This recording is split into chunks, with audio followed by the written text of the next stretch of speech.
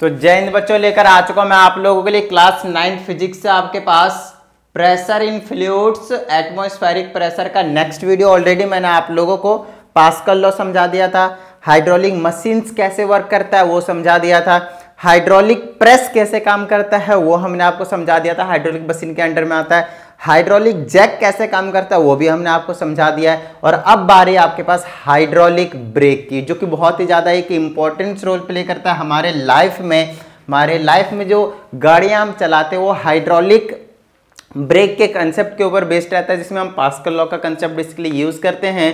तो कहीं ना कहीं एक बहुत ही ज़्यादा इम्पॉर्टेंट टॉपिक है। तो चलिए स्टार्ट करते हैं। सबसे पहले ऑफ कोर्स हम सबसे पहले देखेंगे प्रिंसिपल, एंड अगेन आपको कोशिश क्या करनी है, कोशिश नहीं 100% आपको स्टार्टिंग से वीडियोस को देखते हुए आना है, क्योंकि ये इंटर रिलेटेड टॉपिक्स है, राइट। चलिए तो सबसे पहले हम देखते हैं कि यार अपना जो पास्कल लॉ होता था वो क्या कहता था। बेसिकली ये जो हाइड्रोलिक ब्रेक है वो डिपेंड करता है पास्कल लॉ के ऊपर। तो पास्कल लॉ ऑलरेडी मैंने आप लोगों को डिटेल में समझा दिया है हाइड्रोलिक मशीन्स में, ठीक है ना।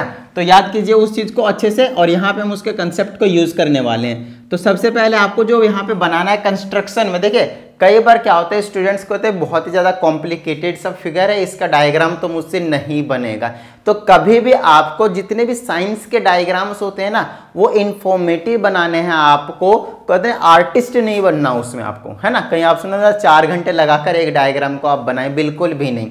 वो इंफॉर्मेटिव होने का मतलब वो लेबल्ड डायग्राम होना चाहिए। थोड़ा बहुत इधर उधर टेढ़ा मेढ़ा हो भी जाता है तो उससे कुछ भी फर्क नहीं पड़ता है। मैं तो डायग्राम के मामले में बिल्कुल नल्ला हूँ, बिल्कुल ही बनाना नहीं आता, ना मुझे अपने स्कूल टाइम पे आता था, ना मुझे कॉलेज टाइम पे आया, और ना मुझे अब आ रहा है। इसका मतलब ये है कि डायग्राम नहीं बनाना आता तो कोई टेंशन वाली बात नहीं है। जो देख देख कर चीजें आपको इन्फॉर्मेशन में, अगर आपको उसकी वर्किंग पता चल चुकी है, अब डायग्राम उसी के हिसाब से आप बनाते चले जाएंगे कि कहाँ से क्या काम कर रहे हैं। जैसे मैंने वर्किंग आता है इसका, जैसे काम करता है ये हाइड्रोलिक ब्रेक, ठीक उसी तरह से मैं इसका कंस्ट्रक्शन करने जा रहा हूं। देखिएगा सबसे पहले मैं यहाँ पे एक हाइड्रोलिक ब्रेक का एक मास्टर सिलेंडर बनाता हूं। इसको हम कहते हैं मास्टर सिलेंडर। हाइड्रोलिक ब्रेक का वो पार्ट होता है जिसमें फ्लूइड फिल होता है, मतलब ऑयल्स फिल होते हैं, इसमें ऑयल भरा हुआ रहता है,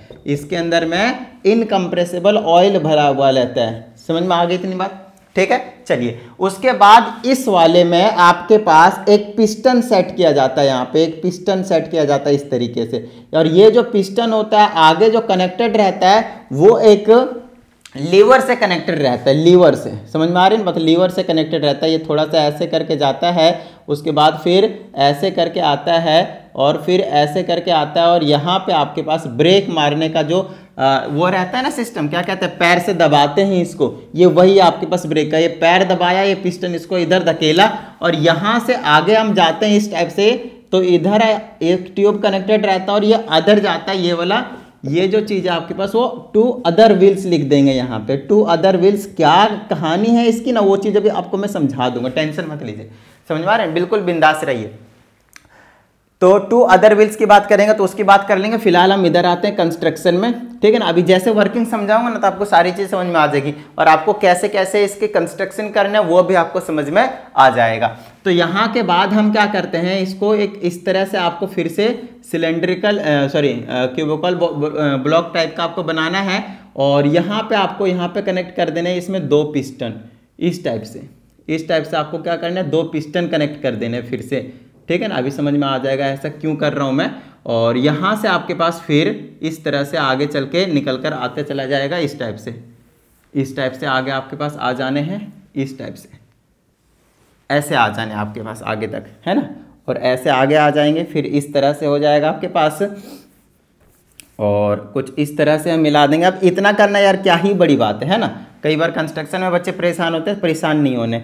और यहाँ पे यूँ समझ लीजिए आपके पास वेल्व लगे हुए हैं, क्या लगे हुए हैं आपके पास, वेल्व लगे हुए हैं। वेल्व का क्या मतलब है कि ये यहाँ से खुल सकता है, बंद हो सकता है, लेकिन क्लोज्ड रखेंगे, ये क्लोज्ड वेल्व है, क्लोज्ड वेल्व रखते हैं हम यहाँ पे, ठीक है ना। ये मास्टर सिलेंडर हो गया, और इसको हम कहते हैं पैडल, और इसको इस वाले पोर्शन को हम कहते हैं लीवर, ठीक है ना, लीवर। तो लीवर से ही काम होता है इसका, है ना, लीवर की स्पेलिंग तो सही है ना, क्या रहता है इसके, इसमें लिखा भी है लीवर, कहीं ना कहीं लिखा तो जरूर होगा, थ्रू द लीवर सिस्टम। हाँ स्पेलिंग वही है लीवर वाली, कोई टेंशन वाली बात नहीं है। चलिए यहाँ तक हो गया। इसके अंदर जो फ्लूइड भरा होता है यहाँ पे रहता है, यहाँ पे ये जो पोर्शन है ये इसको हम पिस्टन कहते हैं। पिस्टन क्या कहते हैं इसको हम, पिस्टन। इसको मैंने पी से रिप्रेजेंट करा है। यहाँ पे आपके पास 2 पिस्टन और हैं, यहाँ पे आपके पास 2 पिस्टन और हैं।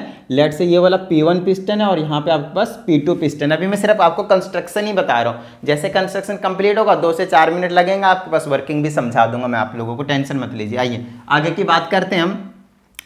अच्छा यहाँ के बाद अगर मैं बात करता हूँ तो मेरे पास क्या आ जाएगा, यहाँ पे आपके पास फ्लूइड जाएगा इस तरह से, ठीक है ना, इस तरह से आपके पास फ्लूइड जाने वाला है आगे तक, ठीक है, इस तरह से आपके पास फ्लूइड जाएगा, बोले तो ऑयल जाने वाला है। और इसी के साथ में आपके पास कॉन्टैक्ट में रहेंगे आपके पास इस तरह से दो ब्रेक शू, इस तरह से आपके पास रहने वाले हैं 2 ब्रेक शू, इसको कहा जाता है ब्रेक शू। इसको मैंने S1 बोल दिया और इसको मैंने S2 बोल दिया, ठीक है ना, वो अभी सारी चीजें हम लिख देंगे। उसके बाद ये दोनों ही ब्रेक शू आपके पास कनेक्टेड होते हैं स्प्रिंग से। किससे कनेक्टेड होते हैं आपके पास, स्प्रिंग से, उसको मैंने S बोल दिया। स्प्रिंग से ही क्या रहता है आपके पास, कनेक्टेड रहते हैं, ठीक है ना। इस तरह से आपके पास कंस्ट्रक्शन देखने को मिल जाएगी। मैं आपको इसका एक बार फिगर दिखा देता हूँ कुछ इस तरह से, ठीक है ना। ये वाला पूरा का पूरा कंप्लीट नहीं करा है, लेकिन इसको मैंने पूरा करना ही सही रहता है। ये वाला आगे पूरा का पूरा एक बार कंप्लीट इसको सर्कुलर फॉर्म में इस टाइप से कर रखा है। तो ये इस तरह का एक डायग्राम है, आपको मैं दिखा देता हूँ। ये आपके पास बुक का डायग्राम है, ठीक है ना, ये देख लीजिए, आपको अच्छे से दिखाता हूँ। ए भाई दिख जा, दिख रहा है, इज इट विजिबल, ठीक है, हाँ अब ठीक है, बिल्कुल परफेक्ट, अब इसी पे फोकस्ड है। तो ये आपके पास डायग्राम है, इस चीज़ को आप बहुत ही अच्छे तरीके से देख लीजिए, नाम बहुत अच्छे से देख लीजिए, समझ में आ रही है ना बात। तो ये कहानी है आपके पास, और यही चीज़ मैंने आप लोगों के सामने यहाँ पे बनाकर दिखा दिया। ये स्प्रिंग है, ये क्या आपके पास स्प्रिंग है, और ये वाले दोनों क्या ब्रेक शू है। ब्रेक शू क्या होता है सारी चीज़ बताई जाएगी, अभी टेंशन मत लीजिए, जब वर्किंग करवाऊंगा ना तो ये कैसे काम करता है तो ऐसे ही समझ में आ जाएगा। आपके पास ब्रेक शू है, 2 ब्रेक शू रहते हैं आपके पास, इस तरह से स्प्रिंग से कनेक्टेड रहते हैं, फ्लूइड रहते हैं, 2 पिस्टन यहाँ पे लगे हुए हैं, ये मास्टर सिलेंडर, यहाँ पैडल है, लीवर है, इसके अंदर ऑयल है। अच्छा आपको एक चीज़ बहुत अच्छे से पता है, जो गाड़ियाँ होती हैं उसमें सिर्फ और सिर्फ एक ही व्हील थोड़ी रहता है, एक ही पहिया थोड़ी रहते हैं, और भी कई पहिए रहते हैं, तो सब में ब्रेक की जरूरत पड़ती है ना। अब सब में ब्रेक की जरूरत पड़ती है, तो ये जो सिस्टम है वो सारे के सारे टायर में जिसमें भी ब्रेक लगाना होता है उसमें ये चीज आपके पास सब में कनेक्टेड रहता है। तो ये तो एक पहिए का मैंने एक व्हील का दिखा दिया, इधर और दूसरे व्हील में सेम यही कंडीशन हो रहा होगा, सेम यही पैटर्न को फॉलो कर रहा होगा वहां पे भी, समझ में आ गई बात। चलिए अब ये हो गया आपके पास इसका कंस्ट्रक्शन। देखिए इसका प्रिंसिपल बेस्ड है पास्कल लॉ पे,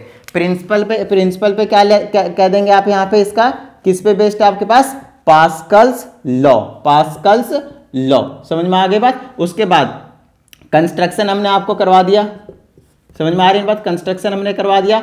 अब आते हैं हम वर्किंग के ऊपर, चीजों को समझना है वर्किंग के ऊपर कि वर्किंग ये काम करता कैसे है। देखिए हम क्या करते हैं, यहां से पैडल दबाते हैं अपने पैरों की हेल्प से, है ना, पैरों के हेल्प से क्या करते हैं, यहाँ पे हम पैडल को दबाते हैं। जैसे हमने यहाँ से प्रेस किया, इसके अंदर जो ऑयल है, इनकम्प्रेसिबल ऑयल जो है वो क्या करेगा, ये आगे को खिसकेगा, क्योंकि ये कंप्रेस नहीं होते, इनकम्प्रेसिबल है, तो ये आगे को खिसकेगा। जैसे ये आगे जाएगा सारे व्हील में जाएगा, मैं फिलहाल एक व्हील के बारे में बात करता हूँ।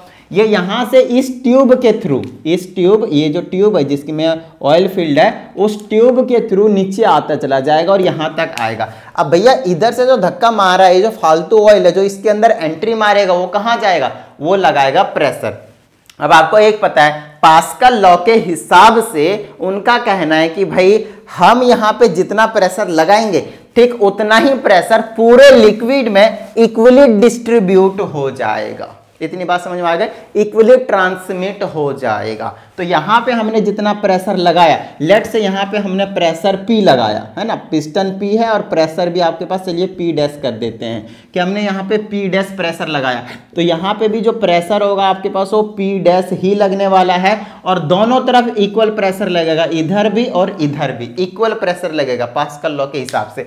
तो ये दोनों पिस्टन इधर को जाएंगे, इधर को जाएंगे, ये इधर गया और ये इधर गया। अब इसके अंदर फ्लूइड फील है, ये आगे जाएगा। अब आपको एक चीज बहुत अच्छे से पता होना चाहिए, आगे से ये वेल्व जो है वो क्लोज्ड है, बंद है। अब ये लिक्विड आगे कहीं नहीं जा सकते, तो ये धक्का मारेंगे किस पे, ये ब्रेक शू पे और ये वाला ब्रेक शू पे।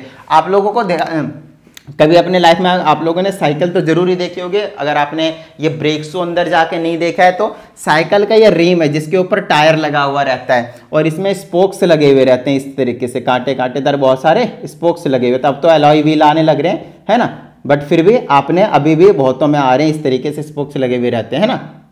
चलिए अब इसकी बात करते हैं। यहां पे आपके पास मान लीजिए कि हवा भरने वाला, ये जो चीजें पीने वो हवा भरने वाला है मान लीजिए। अच्छा, आप लोगों जब ब्रेक लगाते हो तो आपने देखा होगा कि रबड़ का बना हुआ तो जो रिम से जस्ट ऊपर अटैच रहता है इस टाइप से, और जैसे हम इधर से साइकिल में ब्रेक दबाते हैं ये जो रिम के कांटेक्ट में आता है, और जैसे ये रिम के कांटेक्ट में आता है मोशन को रिटार्ड करने लग जाता है। मोशन को रिटार्ड करने का मतलब ये है कि पहिया रोकने लग जाता है, उसके मोशन को अपोजिट डायरेक्शन में हम रेजिस्ट करने लग जाते हैं, रोकने की कोशिश करने लग जाते हैं। तो ये जो चीज़ है, ये जो चीज़ साइकिल में होता है उसे हम ब्रेक शू कहते हैं, और कई बार ये ब्रेक शू बहुत जल्दी घिस जाता है तो हमें उसको चेंज करवाना पड़ता है। सेम यही कंसेप्ट आपके पास यूज होता है किसमें, क्या कहते हैं उसमें, बाइक में। बाइक में भी आपके पास ऐसा ही ब्रेक शू रहता है जैसे साइकिल में, वैसा भी ब्रेक में, लेकिन वो बाहर से नहीं दिखाते, वो अंदर से होते, बाहर से नहीं दिखाते, वो अंदर से होते हैं। एज इट इज आपके पास जो कार्स होते हैं, ट्रक्स होते हैं, बसेस होते हैं, सब में होता है ये चीज,